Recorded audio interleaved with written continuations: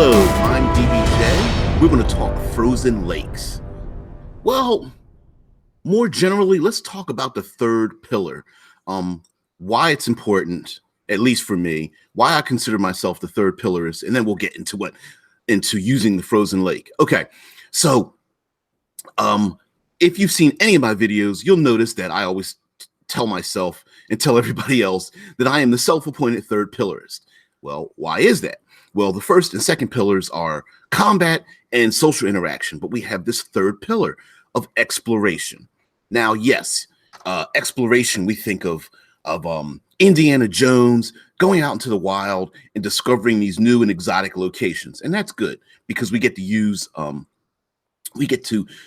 a lot of those skills that sometimes we think are a little useless. We get to test the knowledge of the players and they get to learn something. But we can go deeper with the third pillar. The third pillar is like that special sauce that really enhances the scene. You know, there's nothing better in a combat, in a test of will, test of skill, testing the tension and the intelligence of your players than having a fight on a rope bridge or on a frozen lake, which we're going to talk about today. In a thunderstorm and having a flash flood come by, in the middle of a battlefield with arrows and spears flying overhead. I mean, you can think of so many environments that have really enhanced your favorite movies, or reading a book, or reading a comic book, a graphic novel, or anything like that, that really enhances the action. And to me, the third pillar is that thing that enhances the action. It is your puzzle. It is your lair. It is your obstacle. It is all of those things combined together into one. Now, this is coming from me. I find, especially with 5th edition Dungeons and Dragons and many role-playing games, that all of those elements, those puzzles, those layers, those obstacles, that exploration is split up and spread amongst many things. So I've taken the opportunity to combine them all together into a single location, a book that you can use to say, man, I'd really like to spice up this action. How do I do it? They're in a forest. How do I do it? They're on a sailing ship. They're in the Arctic wastes. They are, in all these various places. They're in a swamp, in the jungle, and et cetera, et cetera. How do I make it exciting? Well, first of all, there's a couple of rules, I'll say, that I use to ensure that it remains exciting. First of all, 5th edition Dungeons and Dragons has layers, and those layers tend to be geared towards a specific creature under that specific creature's control. And there's nothing wrong with that. But sometimes the environment is completely neutral. So I take the stance that the environment is neutral. If you are a monster like a Yeti, an abominable snowman, or a winter wolf, you are adapted to the winter. So it would help you out.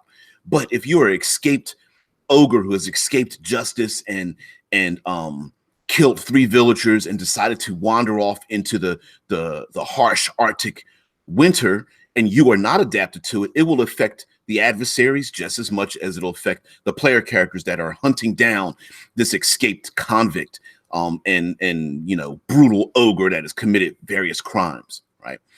Also, as puzzles, you often, and if you are a member of Absolute Tabletop, they say this all the time. I absolutely agree with it. It is a mantra I've used over the last 40 years, and it is create problems, not solutions. The environment is an excellent tool for you to insert a difficulty. Hey, guys, you need to get across this 300-foot rope bridge.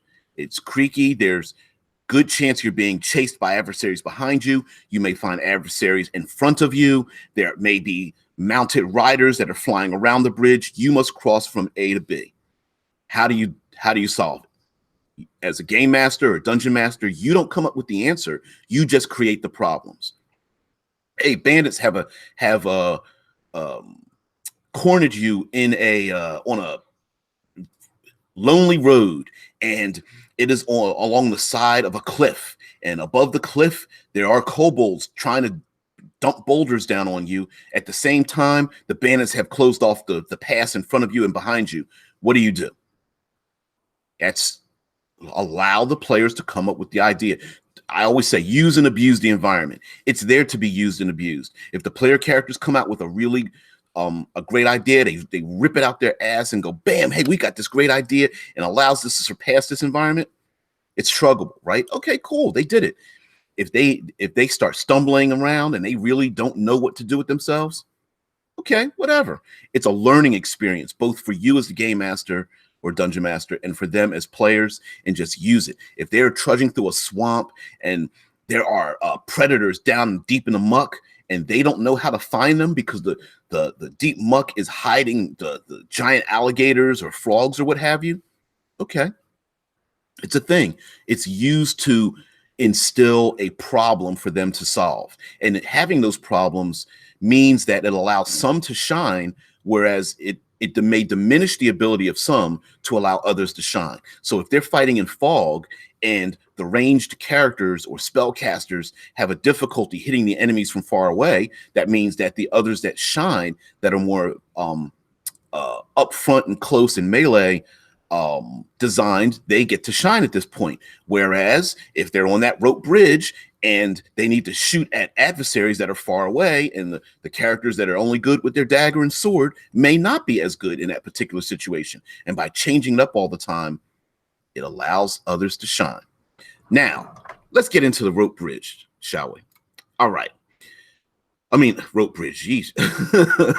My mind's already off on a different subject. We're talking about a frozen lake today. Ooh, wow. Okay. Frozen lakes are excellent environments to use, especially in my other favorite hobby, which is movies. I love movies. I love how movies are made. I love the stunt work in movies. I love the movie making process. And I especially love when they use, especially in my action movies that I love so much, the frozen lake, how they are able to use it, because there's so many things you can do with it, right? Frozen lakes, ice flows, Arctic Circle kind of things, a big layer of ice, frozen water underneath. Player characters have to transverse this region. How do they do it? Again, here's a problem that needs a solution, and you as the game master do not need to give it to them. You just present the problem and that's it. So, okay, frozen lake. First of all, we know that if the ice is frozen, that is very cold outside. So we do have, if the players are trudging through this area, maybe it's days or even weeks, that there's a possibility of getting, suffering from frostbite, hypothermia, right? So you could instill this in little bits where, hey, each day you have to make, as you're getting the camp together to leave for the next day, when the sun just begins to crest the horizon, you have to make constitution rolls or something to prevent suffering, say, from exhaustion or some kind of frostbite or hypothermia. That's one way of doing it. And that is a very simple and minor way to just remind the players, hey, guess what? If you fail these things, this is what can happen to you. But let's consider some things that are involved with being in the Arctic region. When you get cold, your fingers and toes, your extremities go numb. So can you use thieves' tools or cast spells that require somatic components because you need to use manual dexterity and your fingers go numb? Can you drink a frozen potion? Does it lose its ability until it unthaws? Does that mean that you have to use some arcane magic to heat it up, or put it into a pot of stick your flask into a pot of boiling water to get it to unthaw to then use it?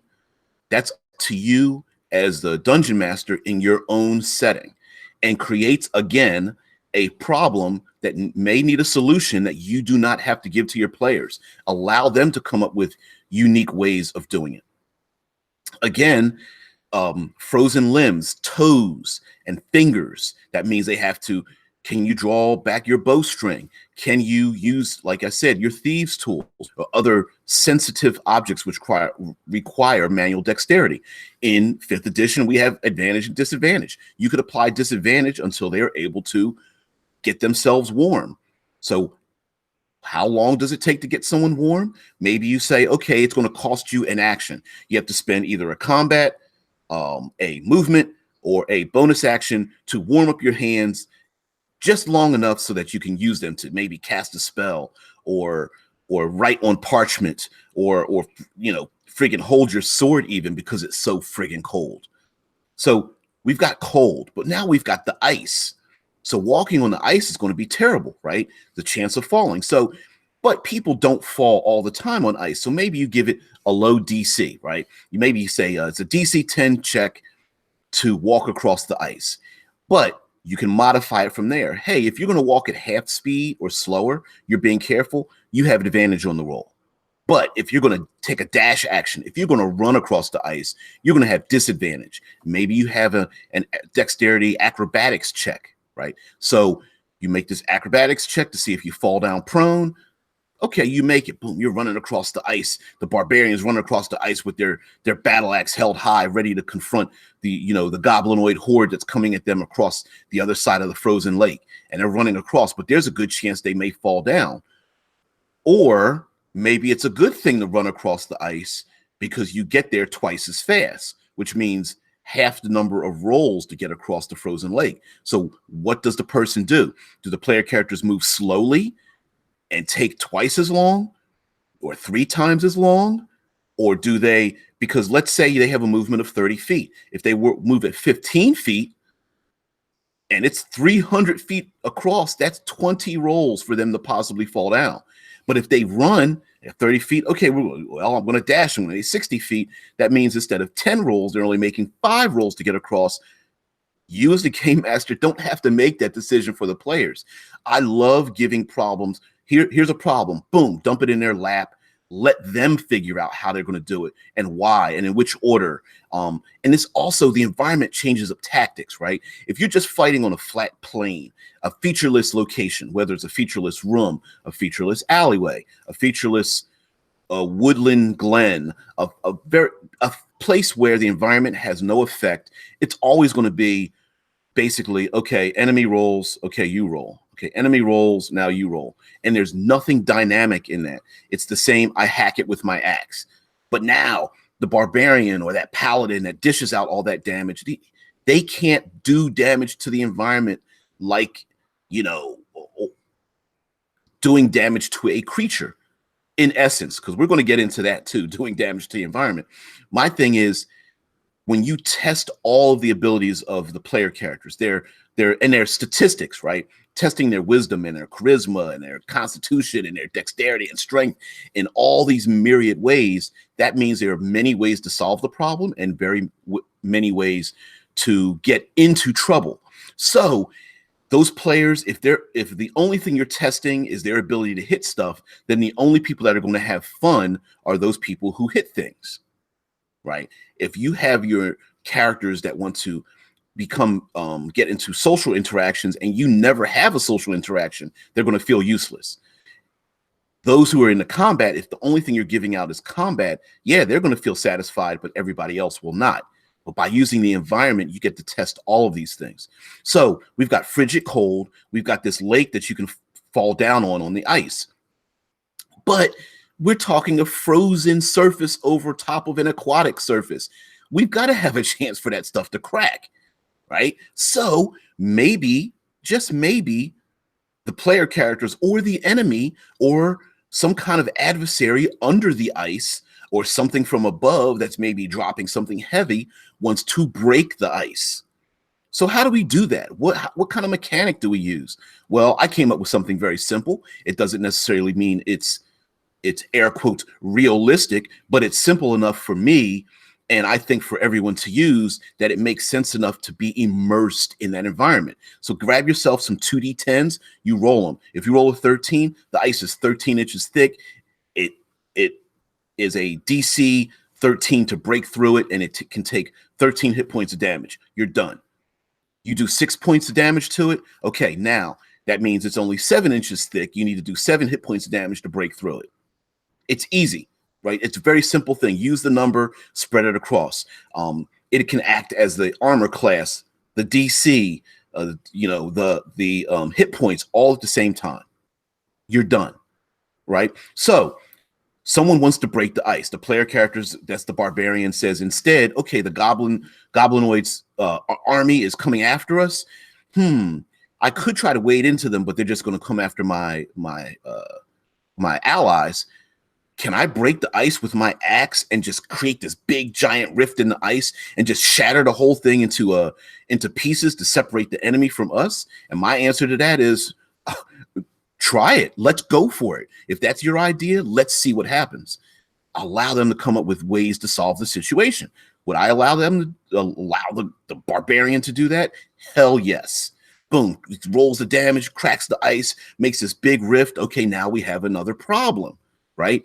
Because now that frozen place below the ice is now available to be touched by people on the surface. Prue, good morning. How are you? Talking about frozen lakes and how to use it. So we've got enemies far away. We've got maybe the barbarian of the group is trying to save his allies by shattering the frozen lake. We've got the allies trying to cross this frozen lake. So we've got the Arctic cold and it's freezing their toes and fingers, making it hard to maybe cast spells, or you know, unable to drink that potion because it's frozen solid. It's like a slushy. We've got the fingertips numb from the cold. Only one Des. Good morning, Des. What's up? So in addition to that, now we've got the frozen water below.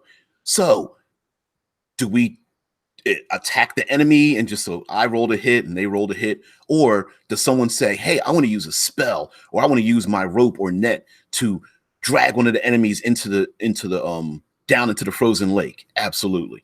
Maybe there's something underneath the ice, some kind of you know, kraken or shark or, you know, beast that's underneath the ice and maybe wants to attack people by coming up through the ice and attacking the player characters. And every time it comes up through the ice, that's one less place they can stand, because it's slippery anyway. That's one less place they can stand, because they're not going to want to jump into the frozen waters and suffer hypothermia. Again, creating more problems. So they need to strike the beast that's below, and maybe a giant shark, right? It's this is a megalodon, right? This is a giant shark that's like 100 feet long, and wants to come up through the ice to attack some prey because it's starving. And when it comes up through the ice, well, how do you attack it when it's below the ice? Now it's protected, right? You've got to break through the ice to attack it. So the only thing you can do is look through the ice and see where it's swimming and moving. So maybe the player characters lure it to a certain area, or maybe there's some way to make a sound so that the shark goes in one direction or the other. Maybe this megalodon goes after the orcish goblinoid horde with equal ferocity as it does the player characters. So maybe you have this triangle of combat. Again, complicating things, but turning it into something dynamic. Also, the broken ice. Now you have yourself, oh, you woke up, Grandpa. I have no idea what that means. But now you have, unless I'm the grandpa. All right, you young kids. So the idea is that you've got these islands of frozen ice. So maybe the player characters and even the enemy that's above the ice, they have to jump from ice flow to get to where they need to go. So the player characters now need to jump or run and jump or use ropes or whatever they can come up with to pull out their ass to go across these ice flows, because it used to be completely solid. Now it's all broken up. Maybe the player characters, you know, used a fireball or something like that, and it melted an area, and someone else threw something like explosive. The alchemist threw his explosive bombs or something and shattered some more of this frozen lake or ice flow in the Arctic region or something. And so now they have to jump from ice flow to ice flow. And you know how unstable that would be. You get too many people on one of these ice flows. Maybe now they have to decide, okay, this ice chunk is only big enough for two of us. So I'll jump across three of them, so leaving space in the middle so that two player characters can jump across it. But oh, wait a minute, the dwarf's not really good at the jumping, so I'll stay back and help the dwarf just in case he falls off. And now you have to player characters or have to think about what they're doing. And this is irregardless of combat happening around them, right? They have to balance their tactics. Poo says all those old fish that can't get caught always get weird names in movies. You know what? You're right. It's like they always have to name the big bad predator of the sea, the garbage disposal. And they always have to, yes, what was it, Moby Dick, Jaws. Yeah, they always have to do that. I don't even know if they named the one in the movie Soul Surfer that bit off the arm of the young lady that's still a major surfing competitor. Only One Dead says, depending on how fast the player characters are, they could break the ice and release the megalodon on the horde. And that's exactly what I'm talking about, right? That's what I'm talking about. So you got this megalodon, this ancient giant shark, and it's, this thing is in its element. If it breaks through the ice and someone falls into the frigid waters, and they've got plate mail armor or chain mail and what have you, the player characters are like, I am dead if I fall into the mouth of this creature, right? I'll probably drown. I'll probably freeze to death. And in addition to that, I'm getting chomped on. There's no way. But if I can turn it towards the horde of enemies that are coming across the frozen lake, they're not bright and they're just berserkers. Maybe we can get it to attack them. So maybe break the ice, have the megalodon's face come up and attack the horde, and then maybe we can go around it. And absolutely being able to use and abuse that environment, have the player characters come up with great ideas just like that one is exactly what I'm talking about as far as using the third pillar. So we've got cold air, we've got frozen all canned food again. Oh, you'll be eating tuna fish for a long time. You kill something that's aquatic and 100 feet long and wide. So now you've got the air's cold, it's slippery to walk on. We've got enemies, an adversary of some sort swimming underneath the ice. We've got enemies trying to cross the ice that aren't as good at it as anyone. Sorry, apparently silly today. You know what? You gotta let it out. And as a matter of fact, sometimes, like me, like when I'm doing these live streams, it allows the thing that I'm doing with you guys now for half an hour, between half an hour, 45 minutes to an hour, is what I do consistently when I write, and that takes me weeks and months to get together these ideas. I just pull everything out, whether it's silly, whether it's funny, whether it's dynamic, and I just start making lists and lists and lists and just come up with these ideas, and then I pack it all together. And then I need Rob to do the editing and Alex to make it look pretty, to come up with these ideas for the cinematic environments. Only One Dead says sacrifices might need to be made. Yeah. Maybe someone else playing doesn't want to necessarily be the sacrificial lamb, but hey, when it comes to the enemies, maybe the enemies do that. You've got the goblinoid horde, that orc chieftain might be like, hey, push the front row into the frozen waters to feed off that megalodon so the rest of us can get over the frozen lake and attack the player characters, right? That's a possibility. And then maybe there's an opportunity for the player characters to do their second pillar, their social interaction, to convince the head of the goblinoid horde, hey, turn against your own commander. He's actually sacrificing your lives to the giant shark to attack us. Then why not you guys help us and turn around and attack them so we can all live and get the hell out of here? Just using all these things. So now we get to use our swimming rules. Hey, I fell in the water, or I did a critical hit and I smashed the thing with a hammer. Okay, he falls through the water. Or the enemy shoots a lightning bolt and it cracks the ice. You've got to make a roll to prevent falling into the frozen ice. Now, what is falling into the frozen ice? Well, it's probably a pit trap. Again, here we go with the reskin, right? We've got pit traps, we've got collapsing ceilings, those kind of things in our book. But a trap does not necessarily need to be a man-made 10-foot square with a hatch at the top inside of a dungeon. Pit traps come in all environments.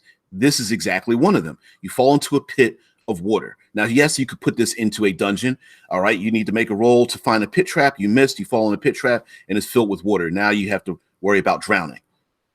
Yeah, that's okay, but it's not as dynamic. It's not living. It doesn't create this tension that that will become memorable in the minds of your player characters. But if they're on a frozen lake and somebody falls into the ice and now they have to worry about drowning, wait, we're not just worried about drowning. We're worried about hypothermia, freezing to death.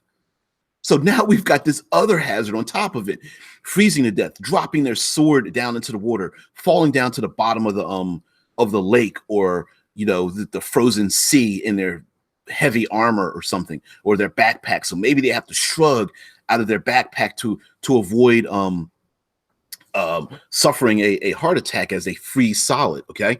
Then in addition to all that, what if there's water surge underneath? So they fall through a hole, and then how many minutes can a human, Prue says, how many minutes can a human stand being in frozen water? It is not very long. I can tell you that.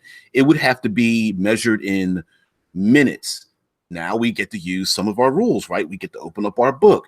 And I think in the in 5th edition Dungeons and Dragons, you can last as many minutes as your Constitution modifier +1 to a minimum of 30 seconds. I know that sounds kind of odd.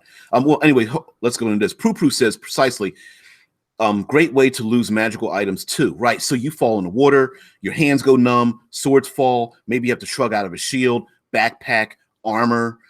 Not a very good thing to wear plate mail armor on a frozen lake, but hey, player characters will do that. So now they get drawn down to the bottom, and so now the paladin who was smiting everything in the world now, in a sense, becomes useless and a problem to the party when he falls through the ice. So now we need the other player characters to now make tactical decisions. Do I stop doing what I'm doing, or do I lower my rope, or do I jump into the water? Do I cast a spell? I can't see down in the murky depths. Oh, there's a megalodon down there, probably going to attack the peel back the armor and eat themselves a nice little paladin-like candy bar by peeling the tinfoil back. I mean, so then we might have enemies on top of the water. And so here we go with these problems that need to be solved. You as the game master or dungeon master have thrown these problems at the player characters. Here's the situation. You solve it. You figure it out. So now you have to worry about being frozen. You have to worry about drowning. You have to worry about ocean surge or river surge, because if someone falls to a small hole in the ice, they can actually be pushed away from that small hole. And then now the player characters may have to run across the surface of the ice to find a perfect spot to break the ice open again to pull them out, because maybe they're getting pushed 20 feet per round, right? Because of surge, and all of these things I'm telling you, all of this is listed in our books, right? What do we have here? We have ourselves Arctic lands. We have ourselves, that didn't come out. We have ourselves aquatic depths, right? And let's open up aquatic depths for a minute. Bam, aquatic depths. That is an inside picture. Oops, I just want to make sure you guys can see this. Here's an inside picture of the aquatic depths. It's a little bit out of focus, but this is a full page. Talks about ice flows. Come on, camera. Boom, there we go. Ice flow. Bam, picture, full picture here. Whole lot of details. Some flavor text here. A little fumble crit thing here. Fumble crit. What the hell does that mean? Fumble crit means if you screw up and you roll a 1, it's a fumble, and if you make a nat 20, it's a crit against the other person. Oh, sorry. That's my phone. Anyway, let's get back to business. All right. So now we've got all these situations. We got surge. We've got hyperthermia. We've got drowning. We've got enemies. We've got the frozen region. We've got to get across the ice. All of these things put together over one simple environmental location, and that is a frozen lake. All of these things, if somebody, and the thing is that there's no way one way to answer every situation. If the player characters are high level enough, maybe summons a meteor swarm. Maybe someone pulls out of their, I don't know, bag of holding 50 pounds of gold or a chest of gold and decides to toss it at the enemy. And then maybe that weight pulls them through the ice. Maybe there's a limit when the player characters are walking across the ice. You foreshadow that the ice is thin and cracking, and those people carrying all that heavy weight and gold, you might be the one that's a problem. So maybe they change it. Maybe everyone's like, all right, we're going to take the chest of gold and our sacks of gold, and we're going to tie ropes to it to spread out our weight, and we're just going to drag it along like a wagon train. Prue says, that is one of the scarier ways to die or lose a group member, the disappearing under the ice. Nasty. Think of being able to kind of see your friend, but you can't get to her and save her in time. Absolutely. And imagine assuming there are no enemies around. They just need to cross this frozen lake or frozen expanse, and someone breaks through the ice, and you see them and they're drowning and they're falling through, and you just see them floating under the surface. Maybe they've got that hollow sound when they're pounding against the ice underneath below, and the idea of them holding on to their stuff has taken a back seat to wanting to live, to wanting to breathe, and everyone is over top of the ice trying to break it, but they can't break through because maybe the person that fell through is the strong one, and maybe she is the warrior, and she's the one who's the fighter, the warrior who's most able to break through something like this, and that's the person that falls through. That can tug at the heartstrings, right?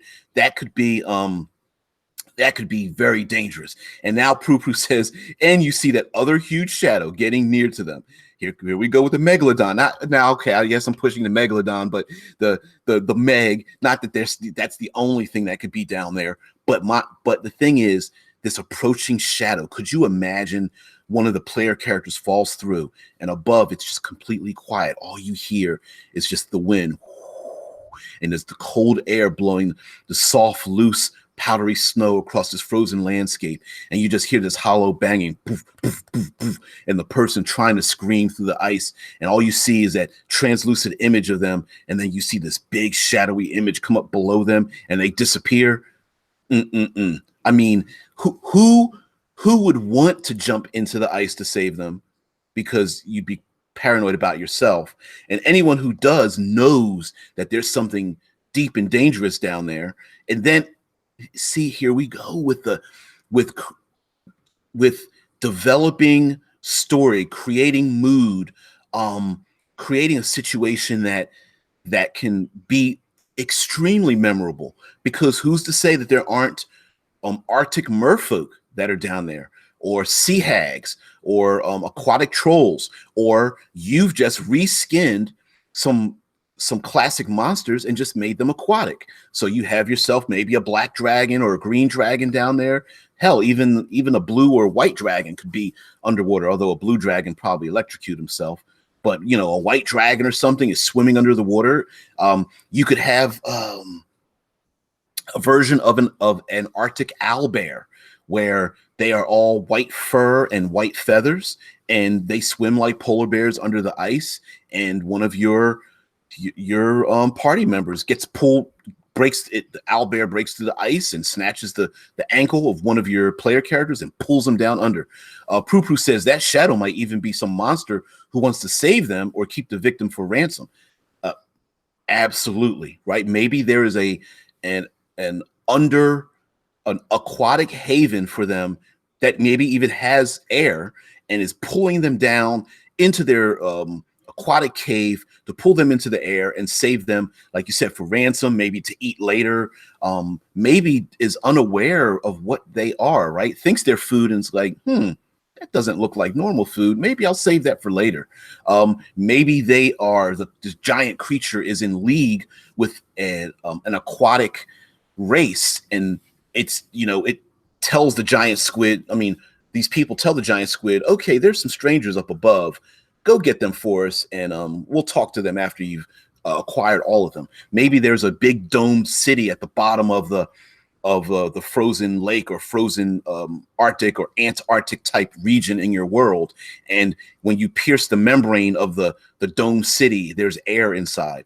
Or maybe they're able to evacuate water from various locations in their world through like aquatic druids. And so there's air down there. The player characters don't know this. Somebody falls through the ice, they're unseen. Maybe a second person falls through the ice and no one knows what happened. And so now it's there, it's the, do we all jump into the water and get pulled down and sacrifice ourselves or what have you? And maybe there's a some kind of conflict between a good species that lives underwater and an evil species. So maybe the good species, they ride on stingrays as their mounts, and the evil people, they use, I don't know, jellyfish or something of that nature, right? And so maybe you have this conflict under the ice, and above the ice is completely quiet. It's just nothing but wind and cold and frigid air. And we've been hunting for this tower on our map, and we don't see this tower at all. And come to find out, it's been submerged for generations or centuries, and it's been the haven of these aquatic species. Prupu says maybe just for entertainment, like an underground zoo of exotic beings, all for fun options, right? So of course, if you're a powerful being, who says you don't want to collect those pretty animalistic, just 2 seconds away from being gorillas, down into your aquatic zoo to hold them for people to, these aquatic beings to come by and go, look at, that's pretty interesting. There, and the player characters are banging against the translucent seashell, like, let us out. And they're like, oh, isn't that sweet? He wants to escape. Oh, good little human beings. They're so cute. Yeah, you can have an unseen war underneath the Arctic regions. And imagine now on land, maybe these merfolk aren't very, very effective, right? It takes 10 merfolk to even make it a challenge for the warrior type in the party. So you saved her from drowning, and the warrior woman has gotten up. She's like, I'm ready to fight. Hey, on top of the frozen ice, these merfolk are nothing. I could just, I can cut them down anytime I want to. But now when she's in the water, now it's like, well, wait a minute, they've got the advantage here. My giant hammer is useless in deep down in the water, but they've got tridents and nets. They can swim around me in 360-degree positions. So not only can you be surrounded on a horizontal plane, but you can be surrounded from below and above. And they've got the movement advantage because they can swim faster. They can swim in 360-degree versions. They can breathe underwater, and I need to hold my breath. They don't sink, but I need to worry about me carrying my heavy equipment so that it's going to make me sink or prevent me from floating. All those things combined. And then we go into situations where I don't really want to get into this, because this will go into a whole big other thing about casting spells underwater, casting a fireball, or what's the difference between casting a fireball, an acid spray, a burning hands, or a shocking grasp underwater. There's going to be a lot of big differences, right? So will the fireball go off? Probably, but diminished ability. But how about a shocking grasp? Maybe that becomes like an area effect, or it goes off immediately the minute you're touched or something like that, right? Electrifying the water. So you have maybe acid spray is almost nearly useless, because the minute it lets loose, it just becomes diluted by all the water. So we've got all these different things that you can add in. All of those options are actually listed in Aquatic Depths. It goes into casting spells and magic underwater and how they're used, and creating like almost like steam vents with creating this fire and boiling water and all this kind of stuff. But anyway, I didn't want to be it too long. Honestly, I actually do have to go to a doctor's appointment. It's not a big thing. Microfractures in my ankle. So I'm going to go to an orthopedics, get an MRI, see what the hell's going on. I am a male person, a letter carrier, if you guys didn't know. So I do that 6 days a week. Yesterday, of course, there wasn't any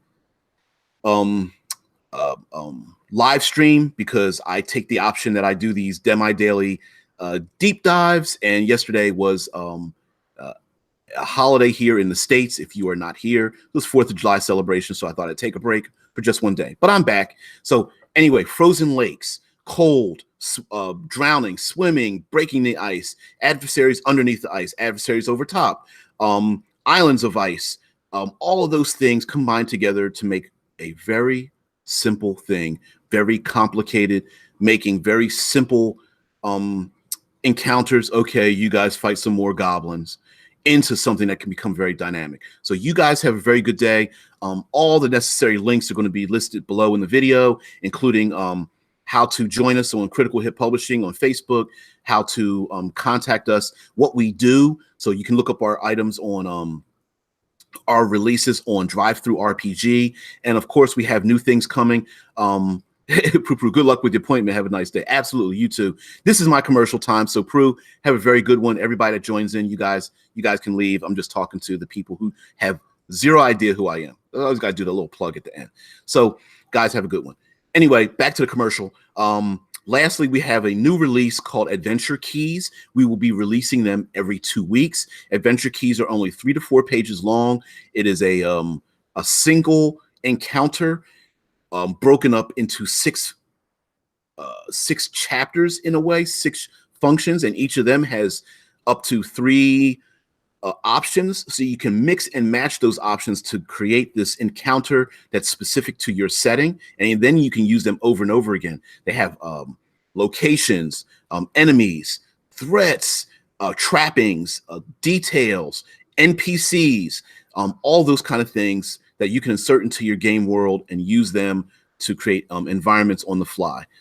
If you're stuck for something. The current one is pay what you want. Essentially, it's free. We'd love to have you to check it out, download it, and give us a review. See if you like it or not.